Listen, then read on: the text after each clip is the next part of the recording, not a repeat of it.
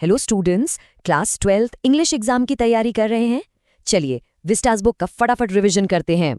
इसमें हम वो सबसे जरूरी सवाल देखेंगे जो बोर्ड एग्जाम में बार बार आते हैं। तो चलिए उन चैप्टर्स पर फोकस करते हैं जिनसे मैक्सिमम मार्क्स स्कोर कर सकते हैं। शुरू करते हैं। एग्जाम एनालिसिस देखें तो अच्छे नंबर लाने के लिए कुछ चैप्टर्स दूसरों से ज्यादा जरूरी होते हैं। अच्छे मार्क्स चाहिए तो इन 4 चैप्टर्स पर फोकस करें।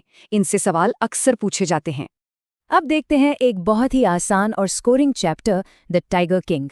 ये एक बहुत कॉमन सवाल है और इसका जवाब कहानी के कैरेक्टर और थीम्स में ही छिपा है। उसका कैरेक्टर घमंड से भरा था।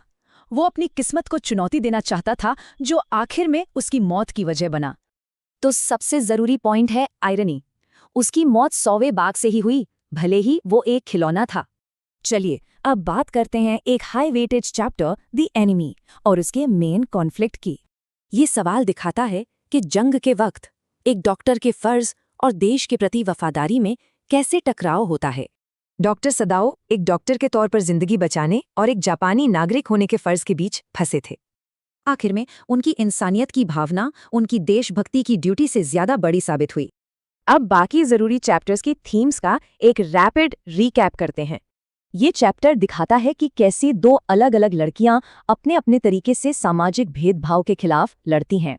On the face of it में मिस्टर लैम्ब डेरी को सिखाते हैं कि बाहरी दिखावे से परे कैसे देखा जाए।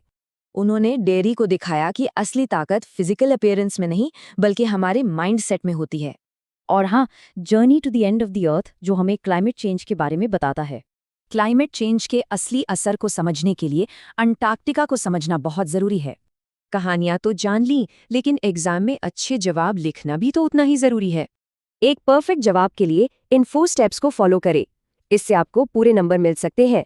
बस थीम्स, कैरेक्टर स्केच और कहानी की सीख, इन पर फोकस करें। ज्यादातर सवाल यहीं से आते हैं। तो एक आखिरी सवाल, कौन सी कहानी की सीख आपको सबसे ज्यादा असरदार लगी? एग्जाम के लिए ऑल द बेस्ट।